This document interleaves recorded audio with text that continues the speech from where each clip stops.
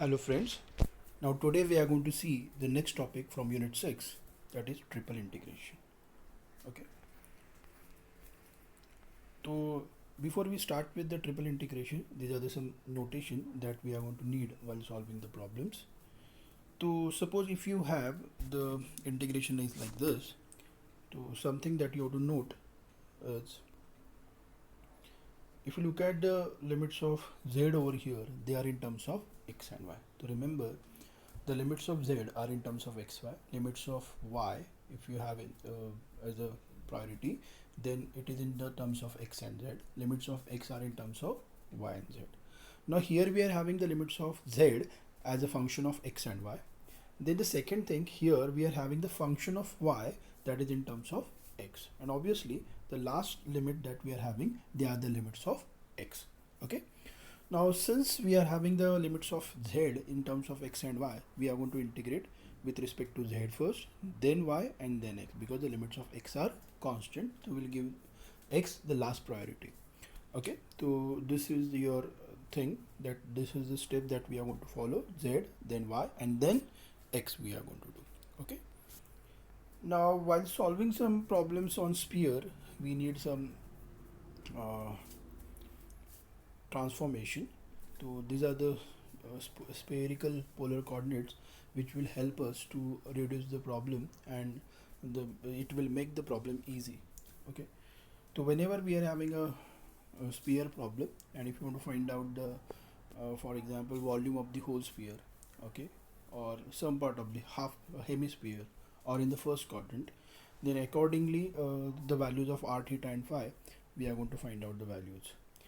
So but this substitution you are supposed to remember. So whenever we are having a sphere, x is equal to, we are going to substitute x is equal to r sin theta cos phi, y equal to r sin theta sin phi, and z is equal to r cos theta. So if you put this, x square y square plus z square is equal to r square.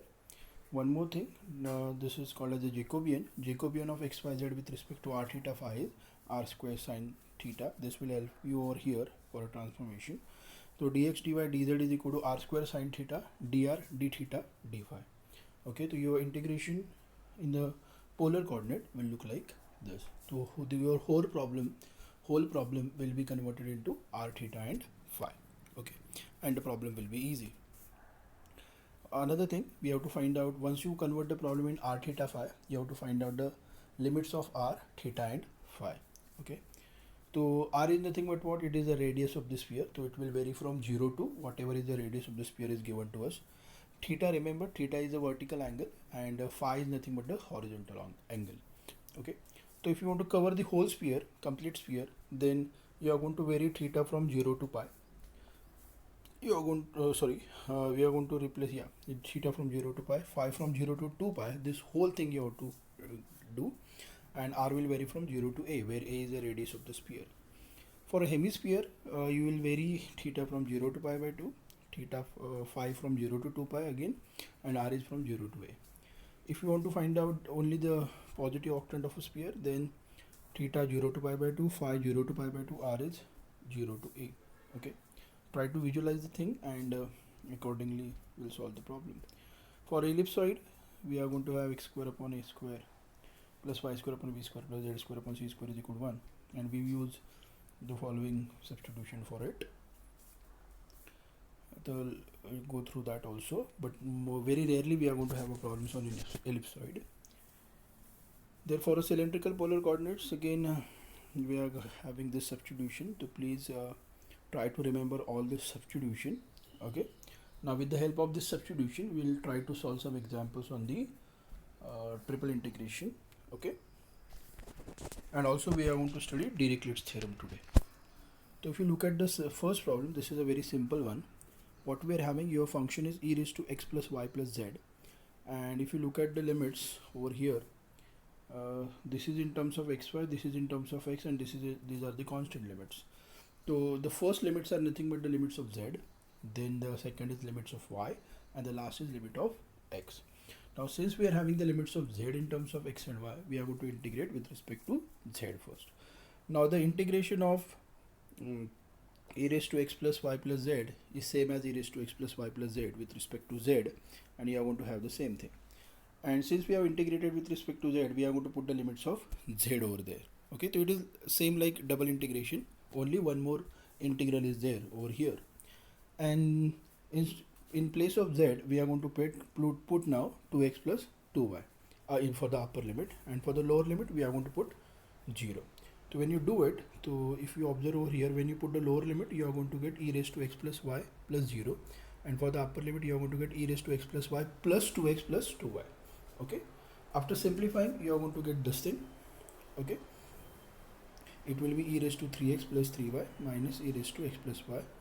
Okay, now when you integrate that thing with respect to y, what you are going to get, the integration of this one will be e raised to 3x plus 3y as it is, only that 3 will be comes down in the denominator, same over here. And then we put the limits of y at 0 to x. Okay, so when you put that limits, you are going to have something like this over there. And if you keep on solving, now at the end you are going to integrate everything with respect to x, and when you integrate with respect to x, you are going to get something like this: e raised to 6x upon 18 minus e raised to 3x upon 9 minus e raised to 2x upon 2 plus e raised to x upon 1, and then you put the limit 0 to 2. So when you simplify it at the end, you are going to get the integration as this. So it is quite simple. You have to integrate with respect to z, then y, and then with respect to x. Okay, same over here. So if you look at now, if you look at this limit, these are in terms of x and z. So these are the limits of y, correct? These are the limits of y. Then these are the limits of x, because it cannot be the limits of z. Okay, so it has to be limits of x, and finally these are the limits of z. Okay, so we are going to integrate with respect to y first, then we are going to integrate with respect to x, and then we are going to integrate with respect to z over here in this problem. Okay, so again please go through this example. It's quite simple. Okay, simply a normal integration you have to do. Only the idea is first first y, then x, and then y. Okay, here again already they have separated this thing, so you have to integrate with respect to z first, then r, and then theta. Okay, so all the examples are quite simple. So normal triple integration problems may come in the exam, and it's quite simple. Now this is a very simplest way to solve the triple integration problem, Dirichlet's theorem. But to apply the Dirichlet's theorem, some condition has to be satisfied. Let us see what are the conditions. The theorem states that you may have double integration, triple integration 4 times, n times if you are having the integration of some function, where you are having the integrand as x1 raised to L1 minus 1, x2 raised to L2 minus 1, x3 raised to L3 minus 1, so on, xn raised to Ln minus 1. That means you are having some x1, x2, xi's, and their powers are look like L1 minus 1, Li minus 1 in general. Then the integration of that will be gamma of L1 into gamma of L2, gamma of L3, so on, into gamma of Ln upon 1 plus L1 plus L2 plus L3, so on up to Ln, where these Li's are nothing but what they are, the powers of that xi's. Okay, and the important condition that has to be satisfied is the sum of the all xi's is less than or equal to 1. It may be equal to 1 or it may be less than 1, but it has to be less than 1 or equal to 1. So sum of the xi's has to be, that means the base that you are having x1, x2, x3, the sum of that has to be less than or equal to 1. Okay, so we'll see the example on Dirichlet's theorem. It's quite simple. So we want to find out a triple integration of x square y z dx dy dz throughout the volume bounded by the plane x equal to 0, y equal to 0, z equal to 0, where x upon a plus y upon b plus z upon c is equal to 1. Now if you remember the condition of Dirichlet's theorem, you should have a x plus y or x1 plus x2 plus x3, so on. It has to be less than or equal to 1. Okay, so we are having here one condition, x plus a plus y plus b plus z plus c is equal to 1. तो इस पे concentrate करेंगे हम, but यहाँ पे आपको x plus y plus z की value 1 नहीं है. ओके, तो what we have to do is, what we are going to do, x upon a को u मान लेंगे, y अपॉन b को v मान लेंगे, एंड z अपॉन c को w मान लेंगे. Now if you do that, what you are going to get, you are going to get x is equal to au, so dx will be a du, y equal to bv, and dy equal to b dv, z equal to cw, dz is equal to cw. Why we are doing this? Because when you do this thing, this term will get replaced by u, this will be v, and this will be by w, and you are going to get u plus v plus w is equal to z, which is look like a condition of Dirichlet's theorem. Okay, and that's why we are going to have that terms as uvw. So your problem will get converted to now uvw as this. If you look at this part, we are putting the values of x, y, z in terms of uvw, and then abc we are going to take it out, and this condition also satisfied. U plus v plus w is less than or equal to 1, and we are having here u square v w du dv dw.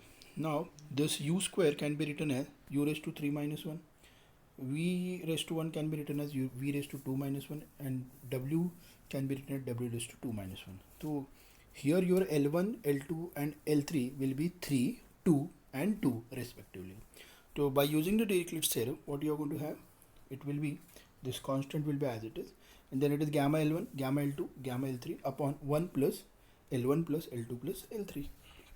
It's quite simple, and we know that gamma 3 is 2 factorial, gamma 1 is 1 gamma 2 is 1 factorial, then the denominator is gamma 8 is 7 factorial. So when you simplify it, you are going to get the answer as a cube b square c square upon 2520. Okay. Now similarly in this problem, what we'll do, we are going to take this term, that x square upon a square as u, y square upon b square as v, z square upon c square is equal to w, and the same kind of argument we are going to do as we did in the previous example, exactly same, and then we can easily do this. Similarly over here, what you have to do is you have to divide this thing by a square first, and then you take x square upon a square is equal to u, y square upon a square is equal to v, and then z square upon a square is equal to w, and you will get this exactly a similar kind of result. Okay, so the thing is very easy. When you apply the Dirichlet's theorem, simply what you have to remember is the base that you are having, the addition of that has to be equal to 1. Okay, so please go through all this thing. Thank you very much. I hope you are getting all the problems. In the next lecture, we are going to see application of double and triple integration. Thank you.